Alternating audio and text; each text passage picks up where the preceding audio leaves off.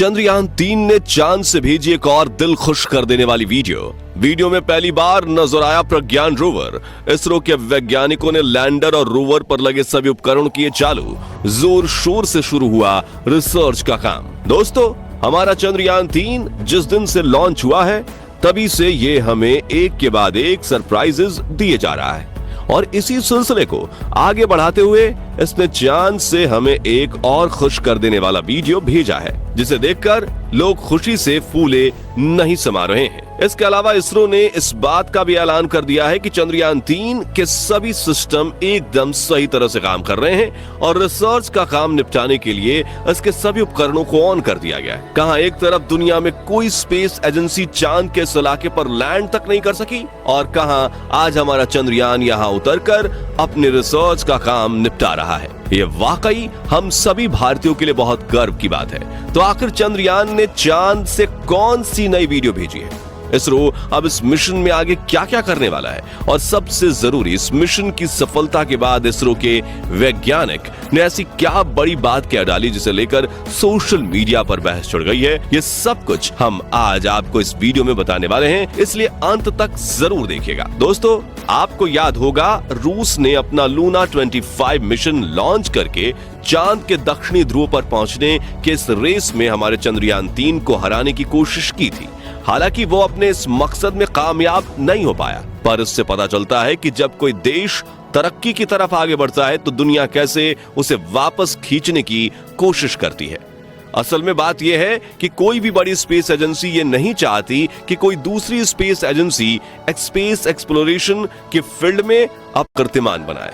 आज एस्ट्रोनॉमी जैसा फील्ड भी सिर्फ ताकत की नुमाइश का एक जरिया बन गया है। हर स्पेस एजेंसी कोई ना कोई कीर्तिमान बनाना चाहती है ताकि दुनिया को यह मैसेज जाए कि उनका देश टेक्नोलॉजी के फील्ड में कितना आगे और ताकतवर है। अभी हाल ही में इसरो के पूर्व चीफ के कस्तूरी रंगन जी ने बयान दिया कि जो दुनिया आज चंद्रयान-3 की सफलता के बाद हमारी तारीफ के कसीदे गढ़ रही है, उसी दुनिया ने इसरो को कई बार नकारा था। उन्होंने कहा कि हमें किसी भी बड़े स्पेस प्रोग्राम का हिस्सा नहीं बनाया गया क्योंकि हमारे पास खुद की टेक्नोलॉजी नहीं थी और हम अपने मिशंस के लिए भी दूसरों पर निर्भर थे। असल में दुनिया का यही नियम है कि यह सिर्फ ताकतवर के सामने झुकती है। आज इसरो इतना कैपेबल है कि अपने दम पर उसने चांद के दक्षिणी ध्रुव में लैंड करके दिखाया है और इसलिए दुनिया आज इसे सलाम ठोक रही है। ऐसे में इसरो ने भी जानबूझकर ट्वीट करते हुए पूरे गर्व के साथ ये कहा कि चंद्रयान-3 का रोवर जो पूरी तरह से मेड इन इंडिया है और जिसे खास तौर से चांद के लिए बनाया गया है, वो चांद की सतह पर सफलतापूर्वक उतर चुका है। इसके साथ ही इसरो ने एक वीडियो भी शेयर की जिसमें प्रज्ञान रोवर विक्रम लैंडर से बाहर निकलता हुआ साफ साफ दिखाई दे रहा है। कहने को ये एक छोटी सी वीडियो है, लेकिन गहराई से अगर सोचे तो इसका महत्व हमें समझ आता है। आप में से बहुत सारे लोगों को ये बात पता नहीं होगी कि आज से 60 साल पहले 1963 में जब इसरो ने अपना पहला रॉकेट लॉन्च किया था, तब उसे रॉकेट के पार्ट्स को लॉन्चिंग पैड तक लाने के लिए बैलगाड़ी और साइकिल का इस्तेमाल किया गया।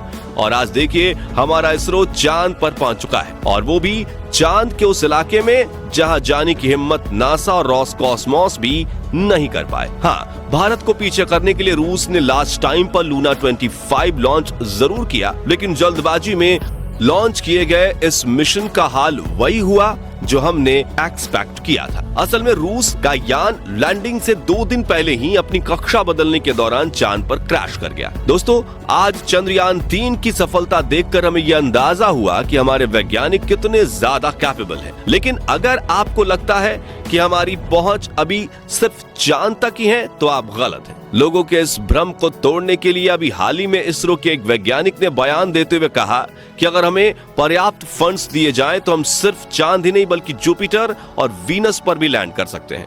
दरअसल एक रिपोर्टर के सवाल का जवाब देते हुए कहा कि लोग हमसे ये पूछते हैं कि हम नासा की तरह दूसरे ग्रहों पर क्यों नहीं जा सकते। मैं कहता हूं कि अगर हमें पर्याप्त फंड मिलता रहा तो हम उन ग्रहों पर भी जरूर पहुंचकर दिखाएंगे। इस बयान के बाद सोशल मीडिया पर एक बहस छिड़ गई है जिसमें लोग भारत सरकार को निशाना बनाते हुए कह रहे हैं कि सरकार हमारे वैज्ञानिकों को जरूरत के मुताबिक फंड मुहैया नहीं करवाती। जिसके चलते वैज्ञानिकों का पूरा फोकस दूसरी चीजों की जगह सिर्फ इस बात पर चलता है कि कम से कम पैसे में मिशन को कैसे कामयाब बनाया जाए।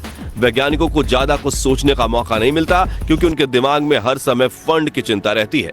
अब देखा जाए तो ये बात काफी हद तक सही भी है, क्योंकि जब तक वैज्ञानिकों को फंड नहीं मिलेगा तब तक वो बड़े से बड़े मिशंस को प्लान नहीं कर पाएंगे। कभी आपने सोचा नासा और रॉसकॉस्मोस जैसी स्पेस एजेंसियां ज्यादा बड़े बड़े स्पेस मिशन क्यों लॉन्च कर पाती हैं? क्योंकि उनके वैज्ञानिक फंड की चिंता नहीं करते। अगर इसी तरह हमारे इसरो के वैज्ञानिकों को भी पर्याप्त फंड दिया जाए तो हमें पूरा यकीन है कि आने वाले कुछ ही दशकों के अंदर इस फील्ड में भारत का नाम टॉप पर होगा। खैर चलिए वापस चंद्रयान 3 पर आते हैं। तो जैसा कि हमने आपको बताया, इसरो वैज्ञानिकों ने चांद की सतह पर लैंड करते ही अपना रिसर्च का काम धंधा शुरू कर दिया था। और इसका मतलब यह है कि मिशन के 2 चरणों, जिसमें चांद पर सुरक्षित रूप से लैंड करना और प्रज्ञान रोवर का चांद की सतह पर चलना शामिल है, ये दोनों पूरे हो चुके हैं। और अब इसरो इस मिशन के तीसरे और आखिरी चरण को पूरा कर रहा है, जिसमें रिसर्च का काम किया जाना है। इसके बारे में अपडेट देते हुए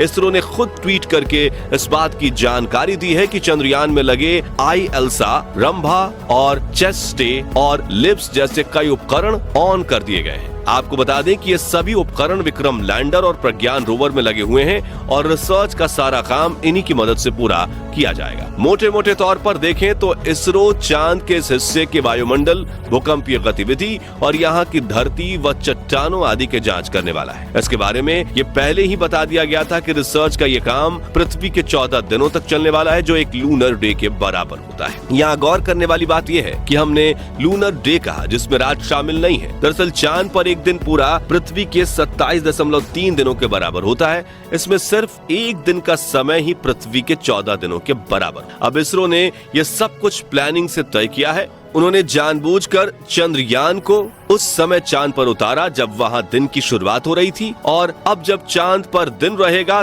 तब तक इसरो अपना रिसर्च का काम निपटाएगा। इसका कारण यह है कि रात के समय चांद के इस हिस्से का तापमान -248 डिग्री तक पहुंच जाता है, जिसमें किसी भी मशीन का काम करना लगभग नामुमकिन है। जबकि दिन के समय यहाँ का तापमान भले ही थोड़ा ज्यादा होता है, लेकिन फिर भी दिन में मशीनें ठीक से काम करती हैं। इसलिए इसरो वैज्ञानिकों ने पूरी प्लानिंग करके लैंडिंग के लिए 23 अगस्त का दिन चुना था। साथ ही अगर किसी वजह से 23 को विक्रम लैंडर लैंड नहीं कर पाता तो इसरो फिर इसको कुछ ही दिनों के बाद ही दोबारा लैंड करवाता। अगर